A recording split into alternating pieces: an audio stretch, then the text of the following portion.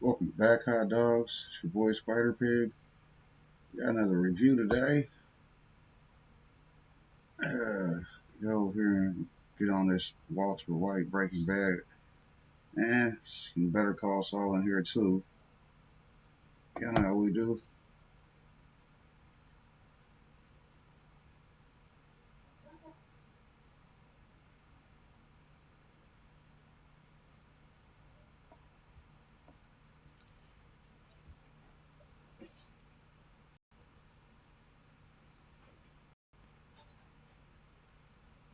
I'm not your lawyer anymore. I'm nobody's lawyer. The fun's over. From here on out, I'm Mr. Low Profile, just another douchebag with a job and 3 pairs of dockers. Welcome to Watch Mojo, and today we're counting down our picks for the top 20 Breaking Bad questions answered in Better Call Saul. You're gonna call yourself Saul Goodman. I'm already calling myself Saul Goodman. We've talked about this. The Skells who've been buying my phones. For this list, we're looking at the unanswered curiosities from Breaking Bad that the prequel series Better Call Saul helped us out with. Not caught up? Be sure to come back when you are, for there will be major spoilers. Which mystery is the one who knocks on your noggin? You better comment below. Number 20. Why did Gus keep Hector alive? Gustavo Fring is a secretive man who keeps his feelings masked and speaks words like he's spending valuable currency. Breaking Bad partially revealed his tragic past when we watched his former partner gunned down by Hector Salamanca. You'd expect Gus to want Hector's defeat to be just as bloody, but instead, he becomes Hector's most regular visitor at the Casa Tranquila nursing home. Don Eladio, Don Paco, Cesar, Reynaldo, Fortuno, Cisco and Luis, Escalada, all dead. In Better Call Saul's final season, Gus ends up in a life-threatening situation and chooses to confess his true thoughts about the Salamanca family. He intends to exterminate every last member of his enemy's lineage, and it is only then that he will permit Hector to die. Before he dies, he will know I buried every one of you. It is a moving, frightening, and spellbinding moment that fantastically plants the seeds to come. Number 19. Where does Saul Goodman live? Looking back on Breaking Bad, we notice that most characters allow the camera into their homes at some point during the story. These residences can often reflect a given character's personality or tumultuous situation. One character whose quarters are missing, however, is Saul Goodman. It might be easy to think that a guy like Saul lives in his office, but teasers in Better Call Saul's final season give us a peek into the lawyer's house.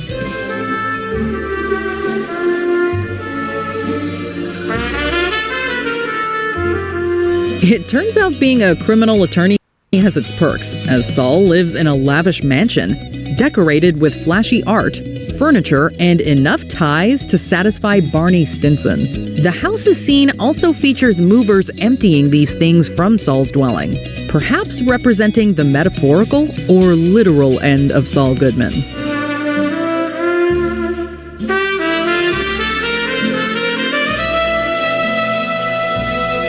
Number 18.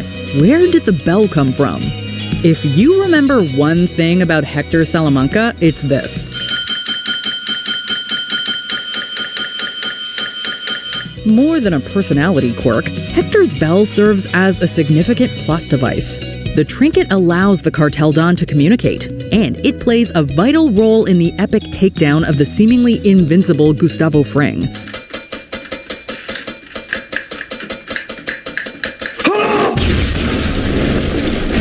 If you didn't think much of the little antique, you'll be surprised to learn that it has a bloody backstory involving a hotel owner who once betrayed Hector. The gangster then sought comeuppance in traditional Salamanca fashion. Season 4 of Better Call Saul reveals that Hector's sadistic nephew, more on him later, presented the bell as a gift. Vamos, tío. Mata.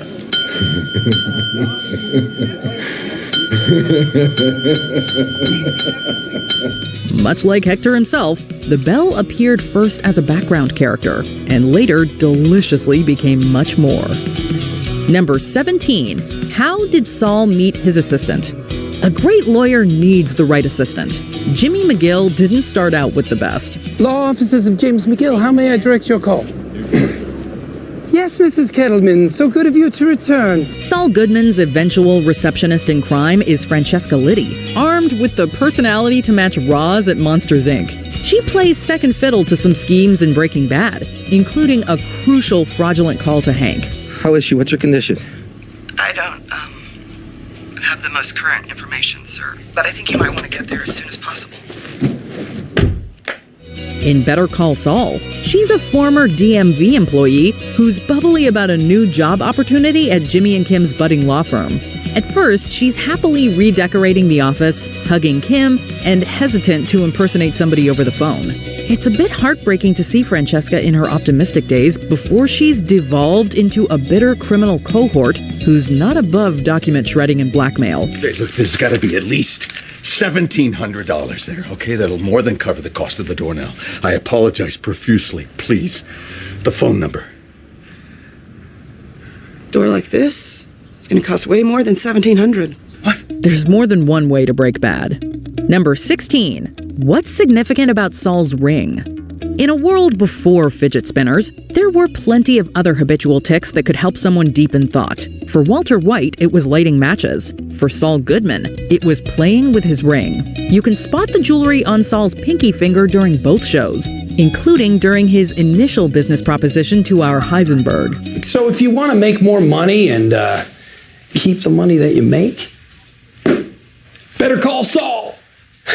On Better Call Saul's first season, we learn that Saul's ring was left behind by former scam associate Marco after the latter's untimely demise before Goodman's very eyes. Hey. Hang in there. Hey. Does he wear it out of guilt, or maybe as a reminder of his warped sense of justice? Like Hector's bell, it's a subtle window into the mind of a fascinatingly complex character. Number 15. How did Saul discover the vacuum cleaner service? What do puppy love, vacuum cleaners, and a life of crime have in common? As Walt's overboiling conflict with Gus reaches its crucible, Saul offers him an irreversible way out, a new identity. Witness protection kind of thing. Beyond. Off the grid. New identities, new everything. This involves contacting a mysterious vacuum cleaner service and asking for a specific machine part. I need a new dust filter for my Hoover Max Extract Pressure Pro Model 60. Can you help me with that? While we eventually see the cryptic disappearer, it's only in Better Call Saul that we learn how Jimmy McGill first came across the contact. When seeking aid in their plot against Howard Hamlin, Kim and Jimmy meet with shady veterinarian Dr. Caldera. Caldera confesses that he's abandoning his criminal double life in favor of his passion for animal care. He leaves the pair a little black book, helpfully containing the number for a familiar appliance repair company. Well, I'm not keeping my contacts in plain English. Best quality vacuum. Number 14. Why was Tuco in prison? There's little about Tuco Salamanca to suggest that his history is squeaky clean. Even before we meet this unstable cartel kingpin, we hear about him from Skinny Pete, who once shared a prison quarters with Salamanca. The circumstances that landed Tuco in prison turn out to be much more connected than we initially think, as we learn that Saul's accomplice, Mike Ehrmantraut, put him there. In accordance with a plan hatched by Mike and Nacho Varga, Mike goads Tuco into an attack that's witnessed by the police.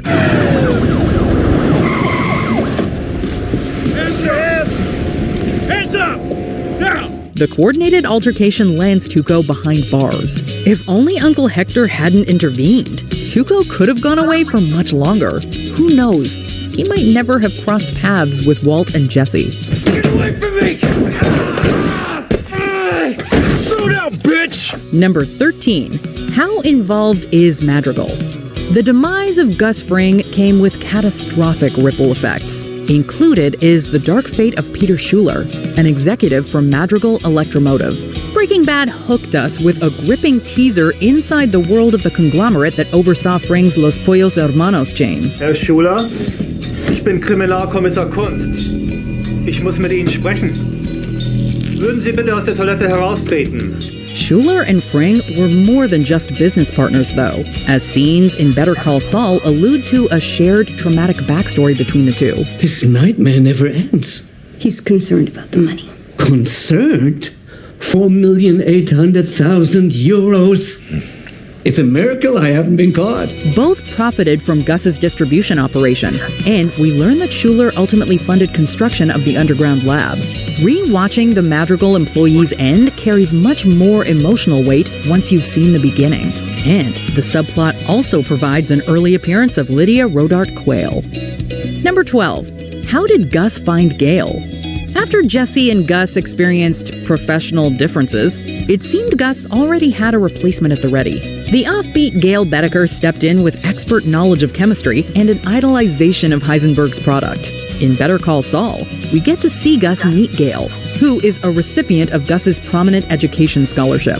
The young adorer of science demonstrates an aptitude for and interest in meth production, aspiring to work for Gus and the new lab. I could do much better. Gail. Much higher grade. I could make a kilo or more right here. No one would know.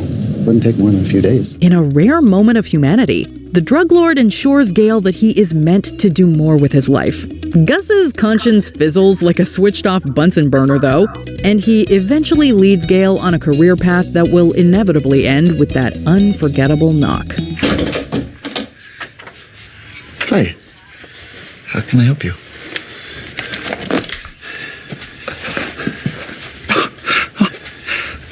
Number 11. What drove Saul to become a criminal lawyer? In Breaking Bad, Saul Goodman is a lawyer who specializes in defending criminals because he is something of a criminal himself. Seriously, when the going gets tough, you don't want a criminal lawyer, right? You want a criminal lawyer. Know what I'm saying? It actually takes a while for him to use his powers for evil in his self-titled series. But it turns out that Jimmy's brother Chuck continuously sabotaged Goodman's early efforts to be successful legitimately. I'm your brother? We're supposed to look out for each other? Why were you working against me, Chuck? This led the lawyer to believe he will always break the law he's meant to uphold, even after his brother is gone. Jimmy finds himself failing or being punished for doing things the right way when nearly everyone sees him as bad already. You're going to do whatever it takes. Do you hear me? You are not going to play by the rules. You're going to go your own way. You're going to do what they won't do. You're going to be smart. You are going to cut corners. And you are going to win. Since shortcuts, illegal tactics, and well-paying criminals offered him greater success during his show, we understand why Jimmy chooses a life of crime in Breaking Bad. Number 10. How did Gus and Mike start working together? When we first meet Mike, he is the right-hand man of the powerful and cunning kingpin Gus Fring. In Better Call Saul, we learn how their partnership came to be. I do not wish to see your gun. And if I don't, I promise you won't see mine. Are we in agreement? We are. As it turns out, the thing that brought them together was their shared hatred of Hector Salamanca. You hurt Hector when you robbed that truck. You hurt his business, his pride, quite effectively. And if you were to hurt him in the same manner again, I would not stand in your way. Although Gus asks that Mike not kill their mutual nemesis, they do start working together. Perhaps in the future, you will consider working for me.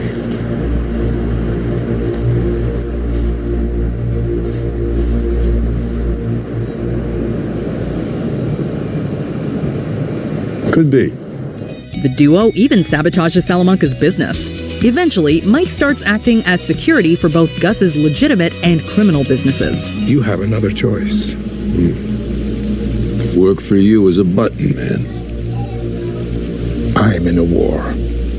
I need a soldier. It's quite entertaining to see their mutual respect and working relationship develop. Number 9. How involved was Crazy 8 in the drug trade? The first person Walter White ever dispatches of is a criminal distributor and DEA informant named Domingo Crazy 8 Molina. Are you going to stick me with that broken piece of plate?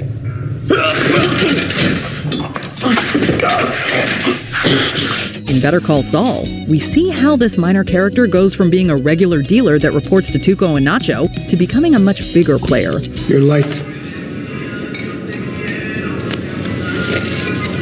Like I was saying, the guys... Why didn't you make it up on your end? I did, but I couldn't make it all up. You got my share, man. We even see how he got his nickname. You had 3/8 on the turn and you don't raise. And then you called at the river. It's too bad. Mucho loco, this guy, huh? Unfortunately for him, some poor timing sees him arrested for possession. This leads to good old Saul Goodman working out a deal with Hank and the DEA for Crazy 8 to become an informant. What if I know where there's $500,000 in drug money? What if? What if?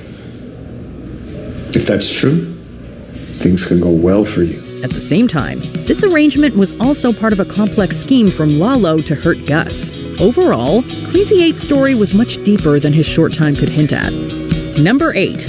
Why did Mike quit being a cop? We learn from a conversation with Walt that Mike used to be a cop. While there were hints as to why he left the force then, Better Call Saul fully fleshes things out. Mike eventually reveals that he was a dirty cop that urged his son Matt to become corrupt too. I told him... Tell him Matt was dirty? Is that what you told him? How could you possibly think that? That's your husband, the father of your child. I didn't say that. I told them I found money. Tragically, crooked officers took Matt's life anyway. Mike got revenge by ending the ones responsible for his son's demise.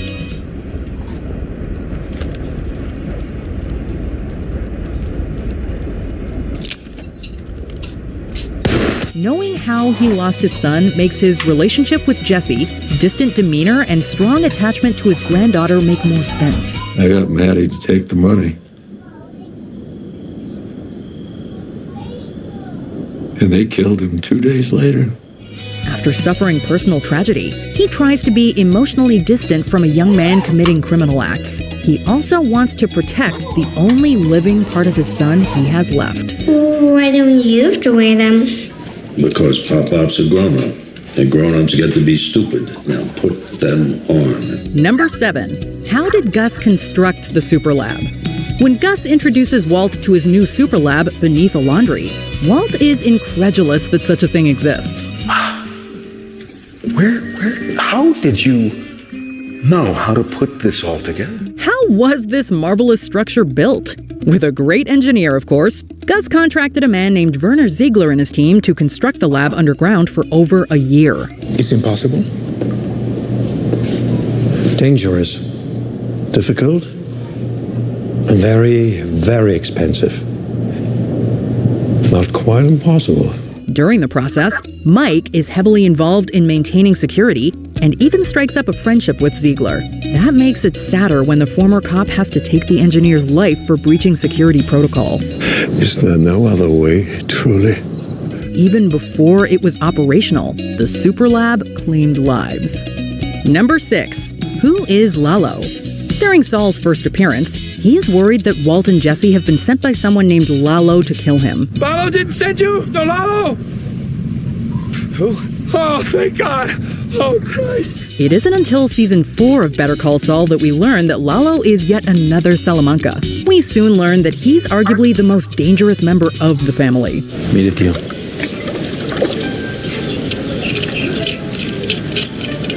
Cunning, charming, unpredictable, and utterly ruthless, Lalo has all the strengths of the rest of his family and none of their weaknesses.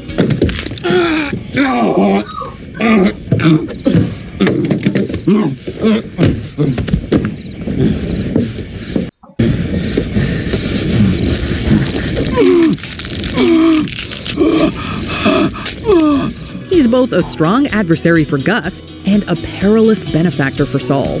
Even years after Lalo's violent end, Saul clearly still fears the maniac's return. Number 5. How did Hector end up using a wheelchair? Hector Salamanca was the patriarch of the Salamanca crime family. During his tenure, he was a major thorn in the sides of both Walter White and Gus Fring. When we meet him in Breaking Bad, he's unable to speak and is using a wheelchair. Better Call Saul reveals that one of Hector's own men was responsible. My father is a simple man. He is not in the business. You will teach him. Don Hector, please. Don't worry, I take good care of Papa. You make money. After disgruntled employee Nacho is pushed too far, he decides to switch Hector's heart medication for bad substitutes. This leads Hector to have a stroke during a heated confrontation with Gus. Hector, this isn't personal. It is! It is personal! Although Gus saves his life, it's not out of compassion. He instructs the doctor to discontinue Hector's treatment to prevent him from recovering. With sustained intensive care, he may eventually learn how to talk and even walk again. Perhaps we should temper our expectations. Now that's cold. Number 4. Who is Ignacio? During the same Breaking Bad scene where Saul mentions Lalo, he also tries to shift the blame for a supposed betrayal onto Ignacio. Oh, no. No, it wasn't me, it was Ignacio. He's the one. In Better Call Saul, we meet Ignacio Nacho Varga, an ambitious and savvy underling of the Salamanca family. But this outlaw's betrayal of Hector is noticed by Gus. Ignacio is subsequently blackmailed into being a mole inside of the Salamanca organization. I know what you've done. The Salamancas, they do not. Do you understand what I'm saying? While this begins as misdirection, it builds up to Nacho aiding in an attempted hit on Lalo's life. First things first. We take care of Lalo. Then we'll talk.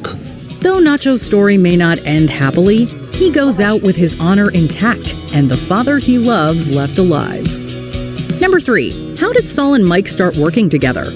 We've talked about how Gus and Mike became a match made in New Mexico, but the real stars of the show are Mike and Saul. The two first butt heads in a hilariously mundane dispute over parking validation, with stickler Mike working as the parking attendant. Now you either pay the $3 or you go back inside and you get an additional sticker. Son of a bitch. Fine, you win. Hooray for you.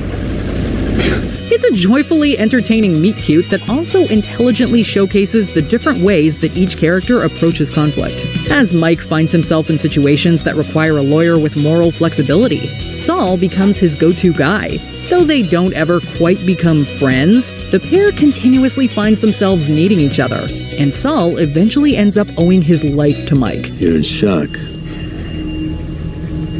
You stay here and breathe. And despite their mistakes, we cannot help but root for them. Number 2. Why does Jimmy go by Saul? Even back in Breaking Bad, we knew that Saul Goodman wasn't his real name. He reveals that his last name is actually McGill during his first meeting with Walt. Mayhew. Is that Irish or English? Irish. Faith and Begorra, a fellow potato eater. My real name's McGill. Yeah, the Jew thing I just do for the homeboys. They all want a pipe-hitting member of the tribe, so to speak. During the prequel, we learn that James Jimmy McGill has used the Saul Goodman alias for a long time. Bro, I never did catch your name. Saul. Saul? Saul Good, man. But it isn't until he's disbarred that he begins using it regularly. First, he takes on the persona for a TV commercial he runs. Call me, Saul Goodman. The world needs to know about you and your business. Call me now. He next uses it as part of a prepaid phone selling scheme. When Jimmy gets his law license back, he goes by Saul Goodman since the criminals he sold phones to already know him by the name. I'm not going to be practicing under the name McGill, so... Shouldn't be a problem. Just down the hall, we have all the floors. Great. Wait, Jimmy, what? It's all good, man. It also helps distance him from his late brother Chuck McGill. Before we continue, be sure to subscribe to our channel and ring the bell to get notified about our latest videos. You have the option to be notified for occasional videos or all of them. If you're on your phone, make sure you go into your settings and switch on notifications. Number 1. What happened to Saul after Breaking Bad? Better Call Saul may be a prequel, but it does offer glimpses of Saul Goodman's fate after the events of Breaking Bad. Just as he predicts at the end of Breaking Bad, Saul goes on to manage a Cinnabon in Omaha, Nebraska under his new identity as Gene Takovic. I'm lucky, a month from now, best case scenario, I'm managing a Cinnabon in Omaha. You're still part of this, whether you like it or not. After being recognized as Saul Goodman by a former resident of Albuquerque, Saul must resort to his old scamming habits to keep his cover. Come on, man. I just want to say hi. I'm a big fan. You know, back in the day when I lived in Albuquerque with my ex, I used to see you everywhere. You were on the billboards, on the TV. I used to have one of your matchbooks. He keeps in contact with his former assistant and still seems leery of being discovered, though what consequences that might bring remain unclear. Did you enjoy this video? Check out these other clips from WatchMojo, and be sure to subscribe and ring the bell to be notified about our latest videos.